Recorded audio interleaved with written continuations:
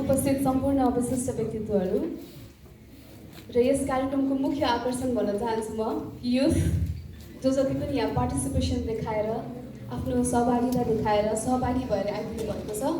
यहाँहरू बिना आजको यस कार्यक्रमको मुख्य उद्देश्य नै खल्लो हुने थियो। त्यसैले यहाँहरूलाई धेरै धेरै धन्यवाद र उपस्थित सम्पूर्ण मिडियाकर्मी साथीहरूलाई पनि धन्यवाद दिन चाहन्छु। यता पनि यहाँहरूलाई पनि कार्यक्रम आफैमा एकदमै इन्स्पायरिङ नाम लिएर उपस्थित छ। इन्स्पायरिङ युथ एकदम भारी पनि छ यो शब्द आफैमा, किनभने कसलाई के चिजले प्रेरणा मिल्छ, कसलाई अरू नै के चिजले प्रेरणा मिल्न पनि सक्छ। मैले भनिरहने चिजले यहाँलाई प्रेरणा नै दिन्छ भनेर म ठोकवा त गर्न सक्दिनँ, तर आफ्नो अनुभव आफ्नो अनुभूतिहरू म यहाँहरू समक्ष आज सेयर गर्नेछु। यदि त्यसले इन्सपिरेसन मिल्छ भने पक्कै पनि त्यो मेरो लागि पनि आजको दिन यहाँ आएर उपस्थित हुनु, यो समय खर्चिनु मेरो लागि पनि एकदमै उपयोगी म ठान्दैछु। नेपालगञ्ज आफैमा इन्स्पायरिङ सिटी हो जस्तो लाग्छ मलाई भेरी फर्स्ट। किन भन्दा नेपालगञ्जसँग मेरो एकदमै अटुट सम्बन्ध छ। अघि हाम्रो सरले मेरो फिल्मको नेमको लिस्टहरू भन्दै हुनुहुन्थ्यो, ठ्याक्कै मलाई याद आयो। राजा रानी भन्ने चलचित्र मैले यही सुटिङ गर्ने अवसर पाएको थिएँ। 2 महिना करिब हामी यही रहेर यहाँको कथा सारा नेपालीलाई भनौँ भनेर हामी लागि परेका थियौँ। दाइजो विरुद्धको यो एउटा अभियानको रूपमा हामीले त्यस चलचित्रलाई निर्माण गरेका थियौँ र धेरैको माया साथ सपोर्ट पनि हामीले पायौँ। र त्योभन्दा पनि अझ विशेष मैले एज अ कलाकार मात्र होइन, यो क्षेत्र मेरो चलचित्र क्षेत्र मेरो कर्मभूमि जस्तै मलाई यहाँहरूको यति धेरै माया र सम्मान दिलाएको छ। यस क्षेत्रलाई मैले कसरी चाहिँ लङ टर्मसम्म कन्ट्रिब्युट गर्न सक्छु भन्ने हिसाबले एज अ प्रड्युसर पनि कदम चालेको थिएँ। 2019मा 2018मा 19मा चाहिँ फिल्म रिलिज भएको थियो कोहलपुर एक्सप्रेस। कोहलपुर एक्सप्रेस मेरो as a producer debut movie रहेको थियो र त्यस चलचित्रको छायाङ्कन पनि हामीले कोहलपुर र नेपालगञ्ज आसपासको क्षेत्रमा गर्ने मौका पाएको थियौँ। सो यहाँलाई म भन्न चाहन्छु कि नेपालगञ्ज मेरो लागि कति स्पेसल छ। मेरो जिन्दगीको मेरो करियर ग्राफमा नै नेपालगञ्जले चाहिँ एकदमै ठुलो भूमिका खेलेको छ। त्यो त एउटा सानो इक्जाम्पल मात्र हो। त्यो बाहेक अरू धेरै चिजले पनि इन्सपायर गरेको छ अभियसली पनि यहाँहरू सबैजनालाई नेपालगञ्जले। र आज म यहाँ उपस्थित भइराख्दाखेरि म नै सही व्यक्ति हुँ कि होइन मलाई थाहा छैन मलाई यहाँ उपस्थित हुनको लागि होइन, तर यहाँहरू जो पनि यहाँ उपस्थित हुनुहुन्छ यहाँहरू भने पक्का पनि सही व्यक्तिहरू हुनुहुन्छ। किन सही हुनुहुन्छ? किनभने यहाँहरू केही सुन्न आउनुभएको छ। सबैभन्दा ठुलो कुरा केही सुन्नु भनेको चाहिँ I think the first step भन्छ कि हामी सुन्दैनौँ, हामी सुन्दैनौँ, नसुनेरै हामी चाहिँ धेरै चिजहरू बिगार गरिरहेका हुन्छौँ, एकदम रियाक्टिभ भइरहेका हुन्छौँ, जसको कारणले गर्दाखेरि चाहिँ हाम्रो लाइफमा हामी ल्याग बिहाइन्ड हुनु परिरहेको अवस्थामा हामी पुगिरहेका हुन्छौँ। केही सुन्न आउनु भएको छ, केही बुझ्न आउनु भएको छ र त्योभन्दा सही अरू केही हुन नै सक्दैन। तीव्र इच्छा लिएर आउनु भएको छ यहाँ। र म यहाँ एउटा वर्डमा यहाँहरूको ध्यान आकर्षण गराउन चाहन्छु, इच्छा। इच्छा मात्र भएर सबै चिज हुँदैन जस्तो लाग्छ मलाई। इच्छा त धेरै चिजको हुन्छ, हामीलाई यो गरौँ त्यो गरौँ, मङ्गल ग्रहमा समयमै पुगौँ होइन, तर इच्छा मात्र भएर त त्यहाँ पुगिँदैन। र अर्को इम्पोर्टेन्ट वर्ड शक्ति। पावरले मात्र के हुँदैन भनेर त मैले इक्जाम्पल दिनु नै पर्दैन, बिकज यो सर्वविदितै कुरा हो। शक्तिले मात्र सबै चिज अचिभ गर्न नै सकिँदैन लाइफमा। तर जब यो दुईवटा वर्ड एक आपसमा जोडिएर आउँछ नि तब भने चाहिँ यसले काया पलटै गर्न सक्छ। इच्छा प्लस शक्ति इक्वल्स टु इच्छा शक्ति।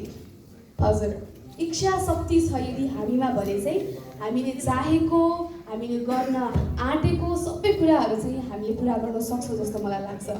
र त्यही इच्छा शक्तिकै एउटा स्वरूपको रूपमा म आज यहाँ उपस्थित छु जस्तो लाग्छ।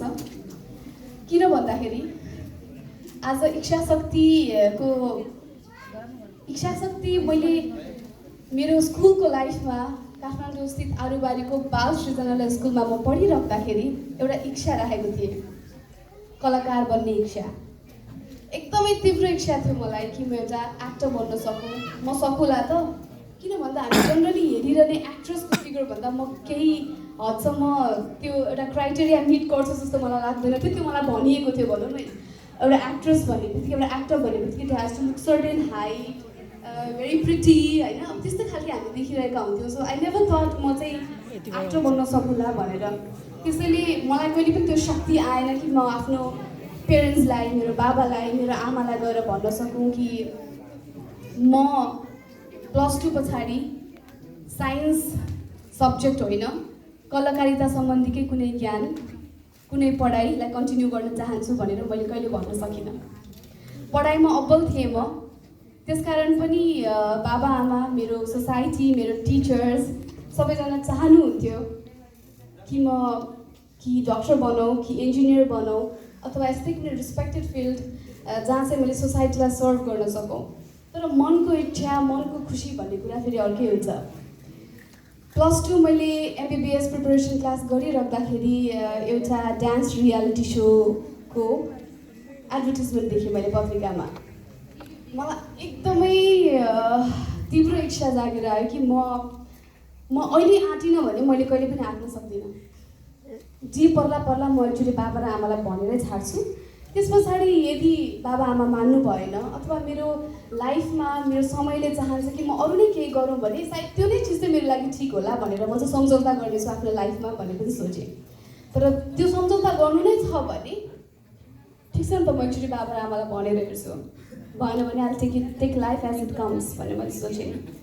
मैले गएर आमा बाबालाई भनेँ कि म डान्स रियालिटी सोमा भाग लिन चाहन्छु, म हेर्छु म गर्न सक्छु कि सक्दिनँ, मैले सकिनँ भने ठिकै छ, MBBS प्रिपरेसन त मैले गरि नै रहेको छु, म त्यसलाई नै कन्टिन्युटी दिनेछु भनेर बाबा आमालाई मैले कन्भिन्स गर्न खोजेँ। के हदसम्म कन्भिन्स पनि भइसक्यो। आमाले बाबालाई मनाइसक्यो। त्यस पछाडि त्यस डान्स रियालिटी सो मेरो लागि यो कला यात्राको ढोका बन्न पुग्यो।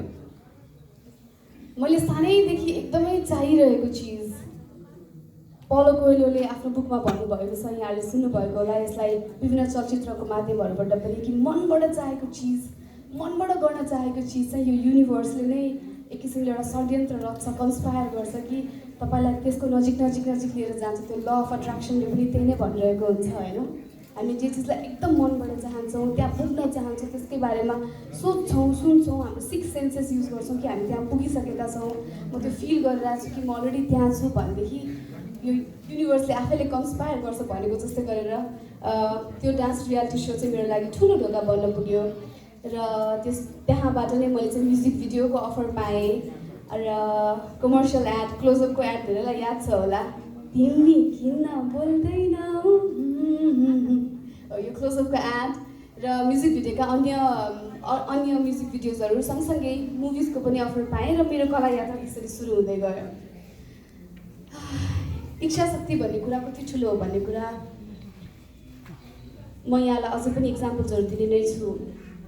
र तर हामी खुसी केमा हुन्छौँ, हामी जिन्दगीमा के चाहन्छौँ भन्ने कुरा चाहिँ मान्छेले आफ्नो जिन्दगी बितिसक्दा पनि थाहा पाउँदैन अरे। कतिजनाले चाहिँ त्यो खोजमै आफ्नो जिन्दगी बिताइदिनु पनि हुन्छ। तर म आफूले आफूलाई एकदमै भाग्यशाली ठान्छु। भाग्यशाली यस अर्थमा कि 18 वर्षको उमेरमा नै मैले थाहा पाएँ म केमा खुसी हुन्छु, म के गर्न चाहन्छु जिन्दगीमा भनेर। 18 वर्ष भनिराख्दाखेरि सबैले एज क्यालकुलेट गरिरहनु भएको छ होला अहिले कति भयो भनेर। म अलिकति सजिलो बनाइदिन्छु है। 11 वर्ष बितिसकेको छ मैले यस क्षेत्रमा, यस कर्मभूमिमा आफूलाई आफ्नो कर्म दिएको भनौँ, आफूले कर्म खोजेको। So we can do the maths कति भयो भनेर। र इच्छा शक्ति भन्ने कुरा मैले किन जोड दिइरहेको छु भने नि, आजको यस टपिकमा मैले चाहिँ यो विल पावर, इच्छा शक्ति भन्ने कुरा चाहिँ कति ठुलो हुन्छ भनेदेखि अहिलेको यो कोभिडको विषम परिस्थिति बिच यो संसार लडिरहेको छ होइन। यहाँ पनि सबैजनाले भन्छ कि इम्युनसँग यो डिरेक्टली प्रोपोर्सनल छ, तर सँगसँगै इच्छा शक्तिसँग पनि यो कति अट्याच छ, यसले साइकोलोजीमा कति भूमिका खेलिरहेको हुन्छ कि म निको हुन चाहन्छु, म आफूलाई त्यतातर्फ डोराइरहेको छु भने कि त्यस्ता व्यक्तिहरू चाहिँ छिटै त्यो रोगसँग लड्ने क्षमता राखिरहेका हुन्छन्। तर यदि इच्छा शक्ति कमजोर भएका व्यक्तिहरूले चाहिँ अलिकति क्रिटिकल सिचुएसनसम्म पनि आफूलाई पुर्याउन परिरहेको इक्जाम्पल्स हामीले न्युज मार्फत र हाम्रो वरपर पनि देखिरहेका छौँ। त्यसैले पनि म यो वर्डलाई चाहिँ एकदमै हाइलाइट गरेर यहाँ समक्ष प्रस्तुत गरि नै रहेको छु। र सुरुवात जति सजिलो भयो यस क्षेत्रमा लाग्न, चलचित्रहरू पाउन एकपछि अर्को कामहरू पाइराख्न यहाँहरूको माया यसरी सधैँ अनवरत रूपमा पाइरहन त्यति सजिलो पनि जिन्दगी चाहिँ भएन। जिन्दगीमा सङ्घर्ष फेरि सँगसँगै एकदमै एउटा महत्त्वपूर्ण भूमिका खेल्दो रहेछ यसले जिन्दगीमा। हाम्रो चलचित्र वृत्तमा एउटा वर्ड एकदमै धेरै फ्यामिलियर छ, यहाँले सुन्नुभएको होला। एकदम मसालेदार चलचित्र भन्ने गरिन्छ नि, यहाँले सुन्नुभएको छ नि। मसालेदार चलचित्र भन्नुको मतलब चाहिँ मसला एकदम नुन अमिलो यो सबै पिरो टक्क मिलेको खालको चलचित्र होइन। र यदि त्यो मसला त्यो फिल्मबाट निकाल्ने हो भने त्यो फिल्म खल्लो लाग्छ, मजा आउँदैन। भनौँ न मजा भन्ने वर्ड युज गरेँ मैले। त्यस्तै नै जिन्दगीबाट सङ्घर्षलाई निकाल्ने हो भने फेरि जिन्दगी खल्लो हुने रहेछ, एकदमै खल्लो।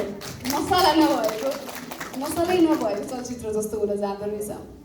त्यस कारणले गर्दा मेरो लाइफमा पनि सङ्घर्ष, व्यावसायिक सङ्घर्ष त्यति धेरै, व्यावसायिक उतार चढाव मैले त्यति भोग्नु परेन होला, तर व्यक्तिगत रूपमा मैले धेरै नै ठुलो उतार चढाव भोगेर आज यहाँसम्म आइपुगेको छु। यहाँ सबैजनालाई थाहा नै छ होला, मेरो आर्थिक सङ्कटको समाचार एउटा सार्वजनिक चासोको विषय बन्न पुगेको थियो। सबै न्युजहरूले यसलाई कभर गर्नुभएको थियो र म एउटा सार्वजनिक कलाकार भएको दृष्टिकोणले, पब्लिक फिगर भएको कारणले गर्दा मैले यसलाई कहिले पनि ठुलो रूपमा लिइनँ।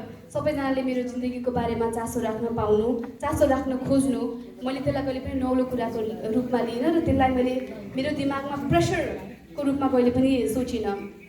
कति नै उमेर थियो मेरो, आजभन्दा 6-7 इयर्स ब्याक भनेको आई वाज भेरी यङ। अघि क्यालकुलेट गरिसक्नु भएको छ भने ठ्याक्कै थाहा हुन्छ 6-7 इयर्स ब्याक म कति थिएँ भनेर। सो त्यो टाइममा म एमबिएको प्रिपरेसन क्लास, एमबिए मैले त्यो बिचमा त्यो फेज छोडेको छु जहाँ चाहिँ मैले एमबिबिएस त्यसपछि पढिनँ, किन भन्दा म फिल्म लाइनमै कन्टिन्यू दिन चाहन्थेँ। र एमबिबिएस एउटा डक्टर बन्नु भनेको त्यसमा कति ठुलो कन्ट्रिब्युसन लाग्छ, कति ठुलो समय लाग्छ, कति ठुलो देन लाग्छ भन्ने कुरा हामी सबैलाई थाहा छ। त्यसैले मैले चाहिँ के सोचेँ भने मैले त्यसरी दुई मन राखेर म डक्टर बन्न चाहिँ उचित हुँदैन, देशको लागि पनि, मेरो लागि पनि, कसैको लागि पनि। त्यसकारण मैले चाहिँ बिआइएम पढेँ, बिचमा ब्याचलर्स इन इन्फर्मेसन म्यानेजमेन्ट गरेँ र सँगसँगै आफ्नो इन्टरटेनमेन्ट फिल्डलाई पनि कन्टिन्युटी दिँदै गएँ। र म कहाँ थियो अघि? Yes, I was talking about एमबिएको प्रिपरेसन क्लास। एमबिएको लास्ट सेमेस्टर जस्तो होला म पढ्दै थिएँ। सँगसँगै मेरो करियर एक किसिमको एउटा पिकमा थियो। के अधिकारी भनेर सबैले माया दिने, नामले चिन्ने भइसकेको थिएँ म। र यतापट्टि अर्को ठुलो सङ्घर्ष भनेको मेरो परिवारलाई त्यो आर्थिक सङ्कटबाट कसरी निकाल्ने भन्ने सङ्घर्ष सबैभन्दा ठुलो सङ्घर्षको रूपमा रहेको थियो। तर मलाई त्यति बेला मैले लिएको सबैभन्दा ठुलो मूल मन्त्र भनेको चाहिँ म यहाँहरू समक्ष त्यो गुरु मन्त्र, मूल मन्त्र सेयर गरिहाल्छु, सिक्रेट। म त्यहाँबाट निस्किन मलाई कसरी सजिलो भयो भन्दाखेरि चाहिँ हरिवंश राय बच्चनज्यूले एउटा लाइन भन्नुभएको थियो।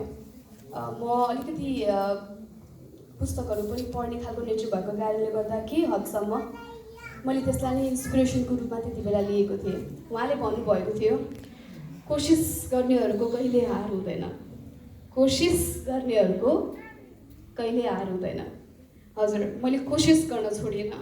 मैले दिन रात एक गरेर म मेहनत गरि नै राखेँ र अलिकति भाग्य, धेरै मेहनत र धेरै धैर्यताले गर्दाखेरि आज त्यो प्रब्लम, त्यो सङ्कटबाट मैले आफ्नो परिवारलाई पनि निकाल्न सकेँ, करियरको पनि एउटा फेजमा आफूलाई राख्न सकेँ र आज यसरी उभिएर यहाँहरू समक्ष त्यो कथा सेयर गरिराख्दाखेरि मलाई त्यो कुनै सङ्घर्ष होइन, त्यो अवसर थियो जस्तो लाग्छ। किनभने सायद त्यो मोमेन्ट मेरो लाइफमा नआएको भए आज उहाँले यसरी इन्भाइट गर्नु हुँदाखेरि ला मसँग त कतै छैन केही सेयर गर्नलाई, के सङ्घर्षको कथा सुनाउँ त जस्तो हुन्थ्यो होला। सो त्यो एउटा कथा, मिठो कथा दिएको छ। त्यति बेला व्यथा लाग्छ अनि त्यो पास भइसकेपछि एउटा मिठो कथा बन्छ त्यो, होइन? र त्यो रूपमा अगाडि मैले त्यो आफ्नो लाइफलाई कन्टिन्यू गर्दै गएँ। लाइफमा हामीले इन्सपिरेसन लिनको लागि त्यो कुनै ठुलै व्यक्तिले भनेको भनाइ अथवा हुन्छ नि आफ्नो लाइफको रिलिफको लागि चाहिँ डजन्ट ह्याभ टु बी कि तपाईँले चाहिँ ठुलै केही चिज सफलता प्राप्त गर्नुपर्छ। इन्सपिरेसन आफूले आफूबाट लिनलाई जस्तो चाहिँ मलाई लाग्दैन। इन्सपिरेसन भन्ने चिज चाहिँ तपाईँले आफ्नो नजिकैको साथीबाट पनि पाइरहनु भएको हुनसक्छ, आफ्नो बाबा आमाबाट पाउनुभएको हुनसक्छ, दाजुभाइ सिनियर तपाईँको जुनियर्सहरूबाट पनि पाइरहनु भएको हुनसक्छ। जस्ट द्याट तपाईँलाई कुन चिजले कुन पोइन्टमा चाहिँ हिट गर्छ, कुन कुन कसैले के भन्दाखेरि तपाईँलाई त्यो ऊर्जा मिल्छ, इट्सेल्फ इज एन इन्सपिरेसन जस्तो लाग्छ मलाई। सो मेरो लाइफमा फर्चुनेटली मैले धेरै यस्ता व्यक्तिहरूको सङ्गत गर्न पाएँ जो चाहिँ आफ्नो लाइफमा पनि धेरै सङ्घर्षहरू लिएर अगाडि बढिरहनु भएको थियो। हाम्रो इन्टरटेनमेन्ट फिल्ड भनेको जस्ट लुक्स एकदमै ग्ल्यामरस, एकदम छिटै नाम कमाइने, एकदम छिटै दाम पनि कमाउन सक्ने, पपुलारिटी कमाउन सक्ने क्षेत्र जस्तो देखिए तापनि यसभित्रको त्यो सङ्घर्षहरू हुन्छ नि। एकजना कलाकारले चाहिँ अथवा एउटा इन्टरटेनमेन्ट फिल्डमा लागेको व्यक्तिले चाहिँ आफ्नो जीवनकालमा यति आफ्नो एउटा फिल्म एउटा केही प्रोजेक्ट चलिरहँदाखेरि पाएको क्रिटिसिजम चाहिँ एउटा अर्को व्यक्तिले चाहिँ जिन्दगीभर पनि त्यस्तो खालको क्रिटिसिजम अन फेस तपाईँको मुख्य अगाडि आएर चाहिँ भन्ने क्रिटिसिजम्सहरू चाहिँ पाएको हुँदैन अरे। भन्नुको मतलब we go through that phase. एकदमै धेरै नजिकैबाट क्रिटिसिजम्सहरू पास गरेको पनि हामीले देखेको छु। तपाईँको यो चिज मन परेन भनेको देखेको छु, ओहो तपाईँ मोटाउनु भएछ भनेको देखेको छु, तपाईँलाई यो सुहाएन है, तपाईँले त्यसमा के काम गर्नुभएको भनेर भनेको पनि देखेको छु। So easy to pass comment के, त्यसैले हामीले सबैजनालाई खुसी बनाउनेतर्फ चाहिँ कहिले पनि आफ्नो जिन्दगीलाई लिड गर्नु हुँदैन। वी कान्ट, कसैले पनि सक्दैन सबैलाई like 100% of the people in the world कुनै एउटा चलचित्र बनाएर कहिले पनि हामीले चाहिँ सेटिस्फाई गर्न सक्दैन। भन्नुको मतलब एउटा अस्कर जितेको चलचित्रले पनि कहिले पनि 100% पिपल चाहिँ यही चलचित्रले चाहिँ अस्कर जित्नु पर्थ्यो है भनेर भन्ने कहिले पनि हुँदैन। भन्नुको मतलब हामीले गर्ने कुनै पनि काम क्रियाकलापले हामीले कहिले पनि 100% पिपललाई, हाम्रो अराउन्डमा भएको पिपललाई चाहिँ सेटिस्फाई गर्न नै सक्दैनौँ होइन। सो इट्स रियली इम्पोर्टेन्ट कि हामी लाइफमा आफ्नो मनलाई के चिजले खुसी दिन्छ, के चिजले गरेर तपाईँलाई पिस मिल्छ, त्यो कुरा जान्न थाहा पाउनु चाहिँ एकदमै आवश्यक हुन्छ जस्तो लाग्छ मलाई। र coming to the other point, मेरो व्यक्तिगत लाइफको सङ्घर्षको कुराहरू मैले अलिअलि भनि नै हालेँ होइन। प्रोफेसनल लाइफमा पनि त्यस्तो ड्रास्टिक उतार चढाव भनेरै आएको त पक्का पनि छैन अहिलेसम्म बाई गड ग्रेस, तर कम्प्लिटली नआएको पनि म चाहिँ भन्दिनँ। तपाईँहरूले एउटा गसिप एकदम सुन्नुभएको होला मेरो, आइम स्योर नेपाली चलचित्रलाई फलो गर्नुहुनेहरूले पक्का पनि सुन्नुभएको छ। फ्लप फिल्म कि हिट हिरोइन भन्ने एउटा टाइटल दिएको छ मलाई मिडियाबाट। सो 24वटा फिल्म लगातार गरिराख्दाखेरि कुनै पनि चलचित्रले सोचे जस्तो व्यावसायिक सफलता भनौँ, सुपर हिट, ब्लकबस्टर भन्छ नि, रेकर्ड ब्रेकिङ, त्यस्तो खालको सफलता पाउन सकेन मेरो। र त्यही अघिकै मूल मन्त्र, कोसिस गर्नेहरूको कहिले हार हुँदैन भने जस्तै कोसिस गर्न चाहिँ मैले कहिले पनि छाडिनँ। त्यो ऊर्जालाई मैले कहिले पनि आफूभित्रबाट निकाल्न, ओहो मैले यस्तो क्रिटिसिजमहरू पाइरहेको छु, म यो फिल्ड मेरो लागि होइन कि क्या हो, म अरू नै चिजको लागि बनेको छु कि क्या हो, म अरू नै चिज विकल्पहरूतिर लागौँ कि क्या हो भन्ने सोच मेरो लाइफमा कहिले पनि आएन। त्यही कारण पनि म अनवरत रूपमा लागि परिरहेँ, जिद्दी भएर लागि परिराखेँ म। र त्यस पश्चात चाहिँ मेरो 25औँ फिल्म छ माया छ पक्कै, जुन 2019 लास्ट इयर रिलिज भएको थियो, त्यसले चाहिँ रेकर्ड ब्रेकिङ ओपनिङ पनि गर्यो त्यो फिल्मले। र अहिले त्यो इयरको सबैभन्दा हिट व्यावसायिक रूपले त्यो फिल्म रहन पनि गयो।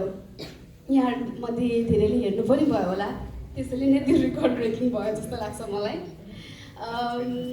सो लाइफमा चाहिँ कस्तो हुँदो रहेछ भने त्यति गरिराख्दाखेरि पनि 24वटा चलचित्र गरिराख्दाखेरि पनि मैले न कसैलाई हुन्छ नि कम्प्लिटली खुसी बनाउन सकेँ, न चाहिँ 25औँ फिल्ममा आएर सुपर हिट फिल्म दिँदा पनि कम्प्लिटली श्रेय पाउन सकेँ। त्यहाँ त दिपाको टिम थियो, त्यहाँ दिपक राजगिरी, दिपाश्री निरुला जस्तो स्ट्रङ टिम भएर त्यो फिल्म हिट भयो।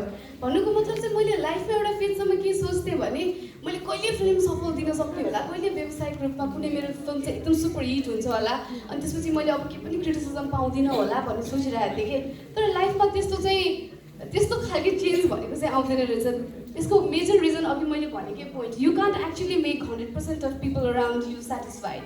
तपाईँ जेसुकै गर्नुहोस् कि तपाईँ असफलै भइरहेको बेलामा पनि यो असफल चाहिँ भनिरहन्छ, तपाईँले के सफलता पाउनुभयो भने अब यसमा के खोट निकाल्ने त, त्यो भनिराख्ने व्यक्तिहरू चाहिँ तपाईँले अल द टाइम अराउन्ड पाइराख्नु सक्नुहुन्छ कि। सो त्यस कारणले गर्दा मैले अघि नै भनिरहेको थिएँ कि हाम्रो खुसी, हाम्रो सेटिस्फ्याक्सन, हामीले गर्ने काम चाहिँ कुनै अर्को थर्ड पर्सनमा चाहिँ डिपेन्डेन्ट हुनु हुँदैन। It has to satisfy you as a person जस्तो लाग्छ मलाई। र जबसम्म तपाईँ सेटिस्फाई भइरहनु हुँदैन तबसम्म चाहिँ तपाईँ लागि परिरहनु पर्छ जस्तो लाग्छ मलाई। सो अर्को thing that I would want to share is हुन त तपाईँले आफ्नो सफलताको कथा सुनाइदिनु होला भनेर हाम्रो नमस्कारजीले मलाई भन्दै हुनुहुन्थ्यो है। सफलता भन्ने वर्ड फेरि आफैमा एकदमै आई डोन्ट नो पर्सेप्सन हुन्छ नि, एउटा सब्जेक्टिभ वर्ड हो जस्तो लाग्छ मलाई। अब के चिजलाई सफलता मान्ने, के चिजलाई असफलता मान्ने, इट कम्प्लिटली डिपेन्ड्स अन कसैको माइन्डसेट, कुनै circumstances, I don't no state of mind हो जस्तो लाग्छ मलाई। सक्सेस, ह्याप्पिनेस भन्ने चिजहरू होइन, जुन चिज कहिले पनि प्राप्त नै हुँदैन कि त्यसतर्फ हामी लम्किँदै भन्छ नि, पर्सुइट अफ ह्याप्पिनेस भन्छ नि, त्यतातिर लम्किने मात्र हो, त्यो खोज्ने प्रयासमै जिन्दगी बित्छ जस्तो लाग्छ मलाई। त्यो सफलता पनि त्यस्तै नै हो, ह्याप्पिनेस जस्तै, खुसी जस्तै हो जस्तो लाग्छ मलाई। सो यदि तपाईँ यस्तो होइन कि कुनै पनि व्यावसायिक मेरो उतार चढाव, व्यावसायिक सफलता असफलताले मलाई मेरो पर्सनल्ली म एज अ पर्सन मेरो सफलता र असफलतामा प्रभाव नपार्ने त होइन, पक्का पनि प्रभाव पार्छ। म एज अ ह्युमन हो, मैले गरिरहेको काम 1 वर्ष लगाएर मैले एउटा काम गरेको हुन्छु, टाइम एफोर्ट सबै चिज त्यसमा दिएको हुन्छु र त्यसले असफल भनेर त्यो चलचित्रले चाहिँ कसैको माया नपाउँदा, त्यो चलचित्र कोही हेरिनै नआउँदाखेरि त्यसले एउटा किसिमको पार्ने मनोवैज्ञानिक असर भनौँ, त्यसले गर्दाखेरि हुनसक्ने आफूलाई लाग्ने कि म असफल भएँ कि भन्ने चिजहरू चाहिँ त्यहाँ छन्। तर यो परिभाषा पनि यो उमेरसँगै चेन्ज हुँदै आउँदो रहेछ कि यो सफलताको परिभाषा मैले फिल गरेको। I don't know if I'm right, I'm wrong, I don't no.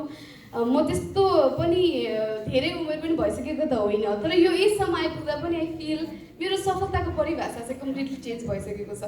मलाई धेरै चिजको सफलता र असफलताले प्रभाव पार्ला, तर परिभाषित भन्ने गर्न सक्दैन। मेरो व्यावसायिक सफलता असफलताले मेरो सफलता असफलतालाई प्रभाव पार्न सक्दैन। र हुन्छ नि एउटा एक फेजमा थिएँ म जहाँ चाहिँ मेरो एकदमै आर्थिक सङ्कटले मलाई गाँजिएको थियो।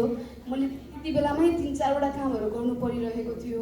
आई वाज देयर न्युजले अनेक थरी त्यसलाई हेडलाइन बनाउँदै, मसला बनाउँदै कभर गरिरहेको थियो होइन। र अहिले यस्तो फेज छ जहाँ चाहिँ फाइनेन्सियली एउटा सिक्योर्ड फेजमा म पुगेको छु होइन। र त्यसले चाहिँ मलाई सोचेको थिएँ अब चाहिँ म आफूलाई सफल भएर ठान्छु कि भनेको, तर फेरि पनि I was wrong. I don't no, financially जे चाहेको छु, जे इच्छा राखेको छु त्यो अहिले म पुरा गर्न सक्छु, आफ्नो पनि मेरो परिवारको पनि। तर त्यसले पनि आफैमा फेरि खुसी, त्यसले आफैमा अब म सफल भएँ भन्ने सोच चाहिँ फेरि अझै पनि दिएको छैन। त्यसैले मैले यो सफलतालाई चाहिँ आफ्नो व्यावसायिक रूपमा भएको मैले अचिभ गर्न चाहेको चिजको प्राप्ति अथवा मेरो धनको प्राप्तिसँग चाहिँ जोड्न छोडिसकेँ। Because that's not the truth जस्तो लाग्न थालेको छ मलाई। सो सफलता र असफलता चाहिँ अकर्डिङ टु मी अहिले मेरो डेफिनेसन के हो त भनेर तपाईँ सोध्न चाहनुहुन्छ, के लाग्छ तपाईँलाई? वाट डु यु थिङ्क तपाईँ सफल हो होइन? कोही व्यक्ति कसरी सफल असफल हुन्छ त त्यसो भए भनेर यहाँहरूले क्वेसन तपाईँको दिमागमा राखिरहनु भएको छ भने चाहिँ अकर्डिङ टु मी यदि मेरो मेन्टल स्टेट अफ माइन्ड हुन्छ नि, म मेन्टली पिसमा छु, राम्रोसँग सोच्न सक्छु, कुनै पनि व्यक्ति अगाडि आउँदाखेरि मैले उहाँलाई गर्ने व्यवहारमा चाहिँ समान व्यवहार छ सबैजनाप्रति, म भित्र काइन्डनेस छ, म भित्र कम्प्यासन छ भनेदेखि र सँगसँगै म भित्रको त्यो कुनै पनि काम गर्ने आत्मविश्वास र इच्छा शक्ति मैले गुमाएको छैन भनेर कोही व्यक्तिले भन्छ भने त्यो व्यक्ति नै मेरो लागि चाहिँ सबैभन्दा सफल व्यक्ति हो। Coming to that point again, इच्छा शक्ति र आत्मविश्वास यदि तपाईँहरूभित्र छ भने तपाईँहरू अलरेडी सफल हुनुहुन्छ। कोसिस गर्न छाड्नु भएको छैन भने तपाईँहरू अलरेडी सफल हुनुहुन्छ। जो व्यक्तिले कोसिस गर्न छोड्छ, जुन दिन तपाईँले कोसिस गर्न छोड्नुहुन्छ त्यतिखेर संसारको जुनै शक्ति आए पनि तपाईँलाई जिताउन सक्दैन। त्यसैले आफूलाई जित्नको लागि आई थिङ्क आफ्नो मनलाई जित्नको लागि तपाईँले आफूभित्रको आत्मविश्वास र इच्छा शक्तिलाई चाहिँ कहिले पनि मर्न नदिनु होला। मेरो यति नै रिक्वेस्ट छ। र I was actually not prepared आजको उसको लागि, किन भन्दा आज मेरो सुटिङ थियो र यो टाइमिङ मिलाउन एकदमै गाह्रो समय थियो र कोभिडको कारणले पेरेन्ट्सहरू अझै पनि हुन्छ नि प्यारानोइड हुनुहुन्छ, बाहिरतिर नजाऊ भनिराखिसकेको छ। अलरेडी 60+ भइसक्छ मेरो बाबा आमा, त्यसैले मैले पनि आउने नआउने भन्ने दोधारमै यस प्रोग्राममा चाहिँ आएँ। तर पनि म एकदमै खुसी छु द्याट आम इन्भाइटेड। म बास हाम्रो नेपालगञ्जको बास बागेश्वरी असल शासन रहेछ यसको फुल फर्म मैले भर्खर यहाँ आएर थाहा पाएँ, विच इज इट सेल्फ असल शासनको कुरा भनेको डिप अगेन, यसको लागि छुट्टै अर्को सेसन चाहिन्छ जस्तो लाग्छ मलाई। र धेरै ठाउँबाट यहाँ एज अ पार्टिसिपेन्ट पालिदिनुभएका सम्पूर्णमा म फेरि पनि थ्याङ्कफुल छु। I don't know how helpful it was. मेरो अनुभव मेरो अनुभूतिले यहाँहरूलाई केही हदसम्म हेल्प गर्यो गरेन मलाई थाहा छैन, तर यहाँहरूले जुन समय दिनुभएको छ, जुन धैर्यताका साथ मलाई सुनिदिनु भयो, यसले मलाई भने चाहिँ एकदम इन्सपायर गरेको छ। मलाई अझै पनि पुगेको रहेन रहेछ, मैले यत्रो सम्मान पाएँ, यत्रो माया पाएँ, यसलाई त अब कन्टिन्यू गर्नुपर्ने रहेछ, अझै 10 इयर्स यसरी नै गर्नुपर्ने रहेछ भनेर म चाहिँ इन्सपायर्ड भएको छु। सो गोइङ ब्याक फेरि सेम ऊर्जा लिएर नेपालगञ्जबाट जाँदै नै छु। I think I would like to take few questions if time allows. I don't know कसरी हुन्छ। म फ्यु हाम्रो यङ पिपलहरूको मनमा रहेको केही क्वेसन छ भने 4-5 क्वेसन्स चाहिँ लिन एकदमै इच्छुक छु। तपाईँहरूको करियर रिलेटेड केही क्वेसन हुनसक्छ अथवा मलाई नै लिएर तपाईँ के सोध्न चाहनुहुन्छ भने आई एम रेडी। के सोध्न चाहनुहुन्छ हजुर?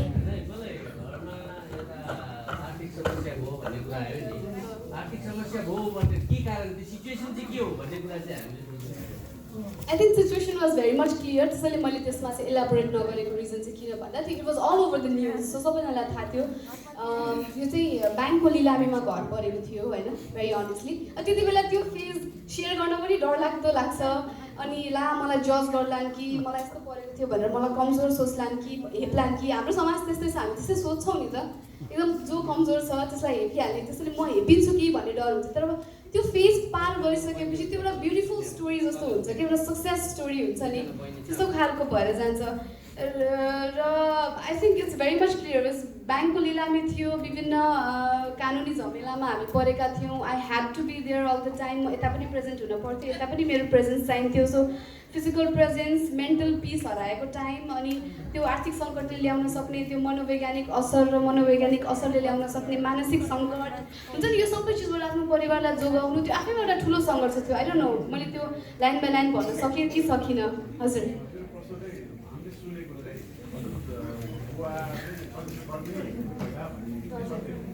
यो एकदमै ध्रुव सत्य हो।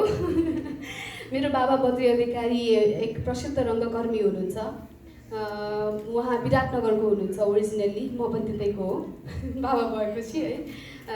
र बाबाले चाहिँ दर्जनौँ चलचित्र निर्देशन गरिसक्नु भएको छ। त्योभन्दा अगाडि आरोहण गुरुकुल भन्ने एउटा थिएटर ग्रुप छ।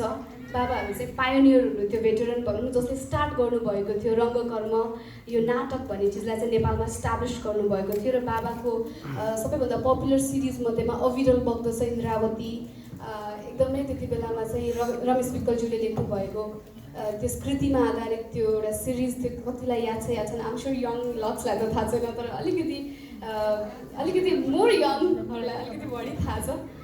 सो यस, हाम्रो भाइ बहिनीहरूको केही प्रश्न छ? Any questions? Also confidence is the key है। धेरै नै दङ्ग हुनुहुन्छ जस्तो कि।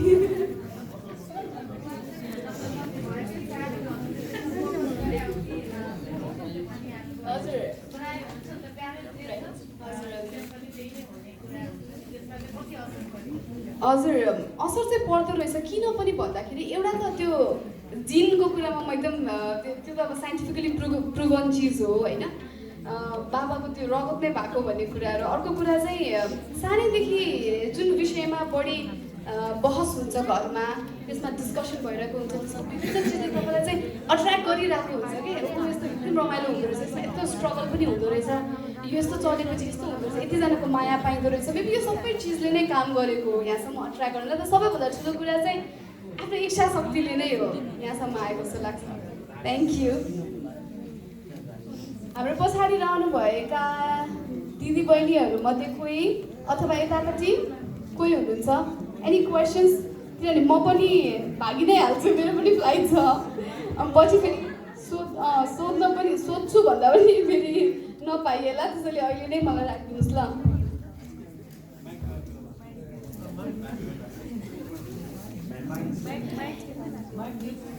माइक छ है, माइकमा बोल्नुहोस् है। हजुर धन्यवाद। बाँसगढी नगरपालिका बर्देदेखि राशि चौधरी। राशि म्याम, मेरो क्वेसन जुन हजुरले भन्नुभयो, मैले सानै उमेरमा आफ्नो पहिचान गरेँ र मैले खुसी भेटाएँ।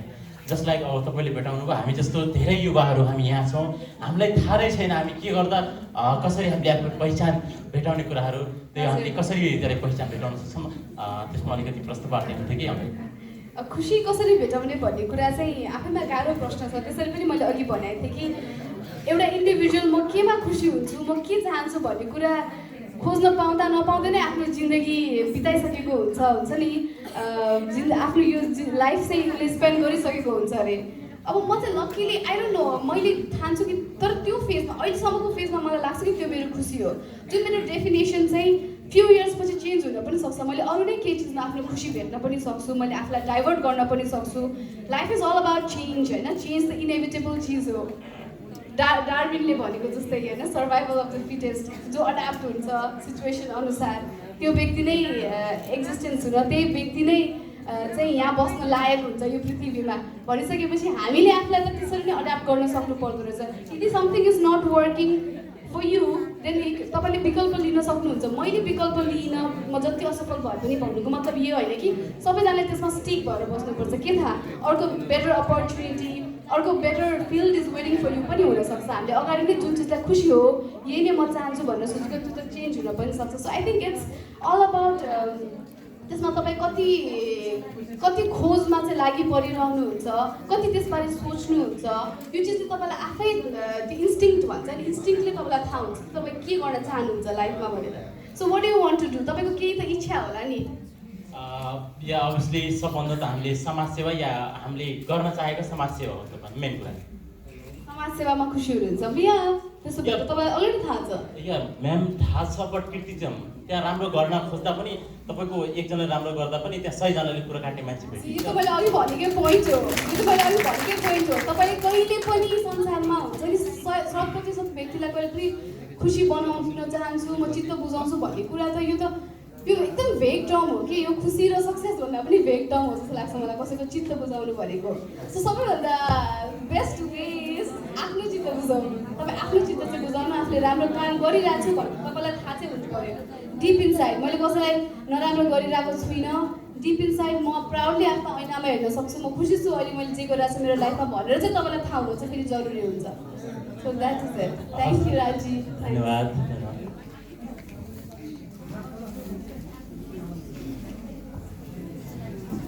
Any other questions? यतातिरबाट